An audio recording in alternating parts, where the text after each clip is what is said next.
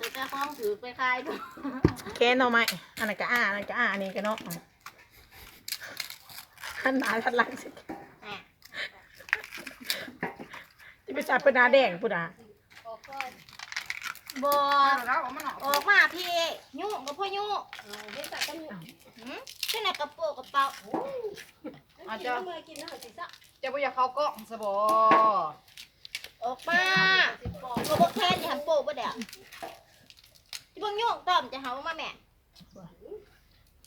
แม่เอ้ยออกมาแม่ลูกสาวเอิญแม่ลูกสาวดิลูกสาวน้องสาวเอิญที่แม่ออกมาปอกมาใหม่อยู่เนาะขนั่งก่อนเมื่อได้เนาะน้อยซิ่งเนาะสาวแล้วลูกของล่ะเดี๋ยวลูกล่ะเอาเมื่อไรฮะเล่มึงพร้อมเด็กลูกนั่นน่ะพ่อคนขี่เขาเตือนดีก็ไปบอกหยอกว่ะมีได้ตัวจะขึ้นบ่ลูกไข่พอกันยังวะไข่ได้พอจ้ะมันน่าจะลูกไข่มันโถ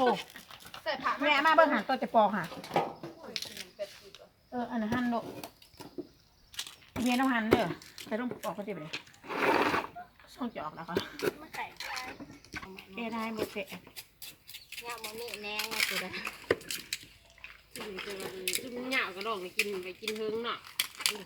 คือมันสันเท่ากับกินก่อนเบิ่งว่าตีมอะไรบริเวณล้อมันเน่าอันนี้เมย์น้ำหั่นมาใหม่นี่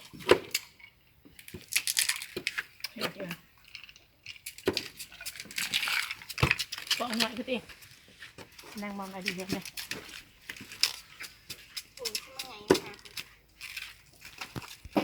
ฝนจะมึงกินน้ำมันเนี่ยไก่น้ำมันได้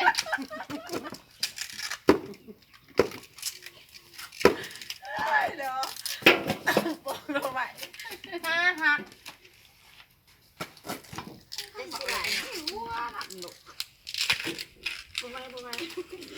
บักลาเดี๋ยวบอกเด็กเก่งแถบนมือเว้ยเป๊ะ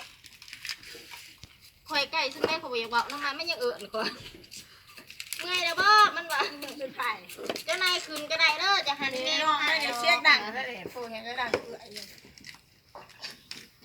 โอ้ยพ่อเลยรัดเดี๋ยวคอยเมื่อยบอกว่าเจ๋อแหละเดี๋ยวชิเมื่อยนะ12 โมงเราเขาจะคืนเนาะเก็บกระดาษมาหวาน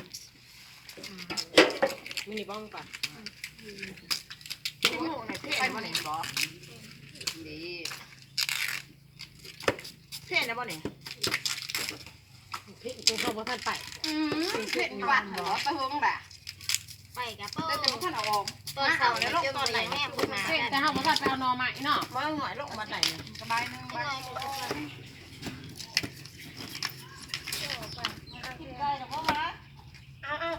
นี่แหละนะกรรมกรผมบอกเอาคนผู้นึงมือได้แก้เมื่อไรเชียวคนชิมาเฮิงแบบไม่สิไปให้ครับนั่นนี่ให้แฟนด้วย ไปไปแบบไม่สิกินนะอีพอยเพราะว่ากูให้มันปาดใส่สิเป็นใส่ไม่ใส่บอกมึงจะไปใส่ไม่ไทยบอกนะไปดูเสียหมาวันนี้เซตนอไม้ดองมันกินแล้วหน่อยเอาน้อยใหญ่ๆมาให้ปอกนี่น่าจะสิบมวนทันนะเยอะนะเนี่ยจะโซ่แล้วก็มาดีข้าวขาเนาะนอไม้ข้าวขาได้ไม่ใช่นี่ค่ะไม่มาดูมือมาเทได้ปะเอาโมเบอร์ไม่ได้ก็เขาให้เขาหมุนกลับมาถืออันนี้ดูจะนอนนะคะมาค่ะถืออันนี้ก็แล้วจะอันนั้นได้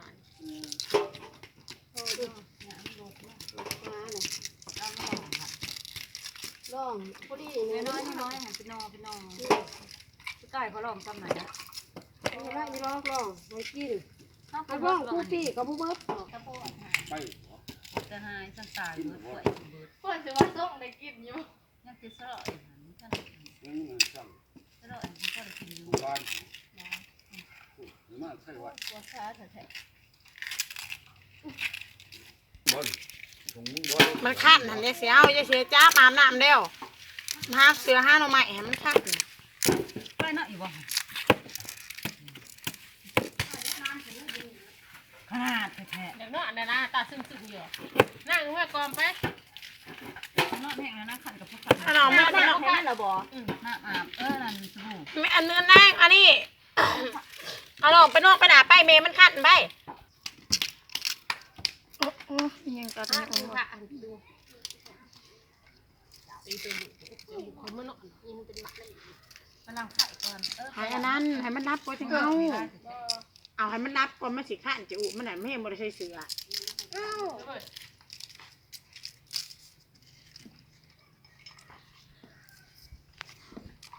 กูเสิร์ฟก็เสิร์ฟอยู่เสิร์ฟท่านนี้ที่ให้เนาะกินหรือว่าจะหันหน้า ตัวเสียงหมอเนาะ จะเป็นเจ้าของเปลือกมันหาย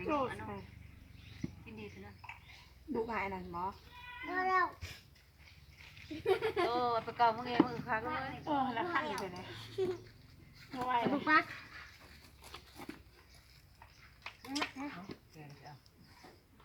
สมัยจะเอาแกได้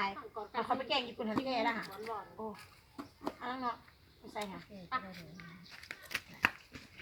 เอาบ่มากินมาคนโอ้ขันคอเดียวเนี่ย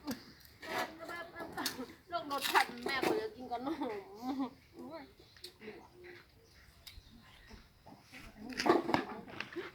มาตีง่ายเลยจ้ะว่าแสดง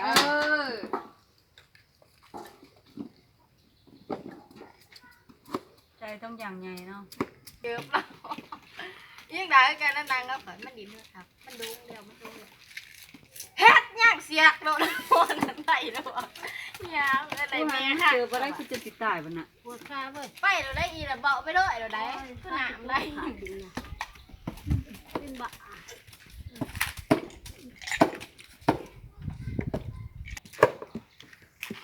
เด้อมาปอกมาใหม่เด้อพี่น้องเด้อ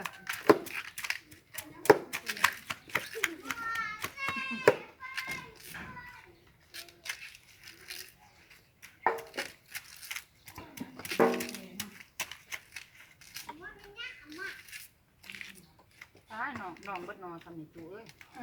พาเลยนี่มาเลย เสียไม่ง่าย ยังกินเยอะหมดเลยนี่เรา วันเจ็ดสิบปอกกันมาดอกมือไอ้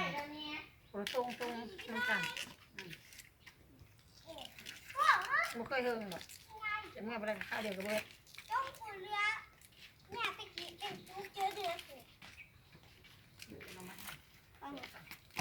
นอกนอกบานนึง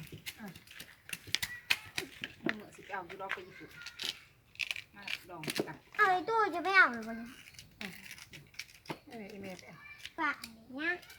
ต้องอยู่สะ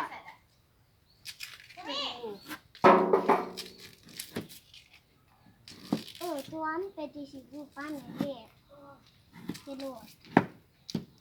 ก็ใส่ ตีกันเยือนติ่ง นี่แหละพอรู้อีหะ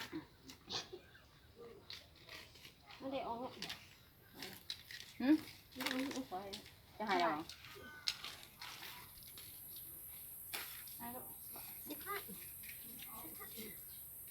แค่ถือว่าสิผัดสิผัดใส่ไม่ได้มีแต่สิผัดเลยกันว่าจะเอาก็เอาของกระสีพวกเป็นอย่างมาก ยืนไปค่ะว่าสิซื้ออันแล้วก็ใครแปดพันของที่ดัง ทางมาพักไอ้โทรศัพท์ มาเบิ้ง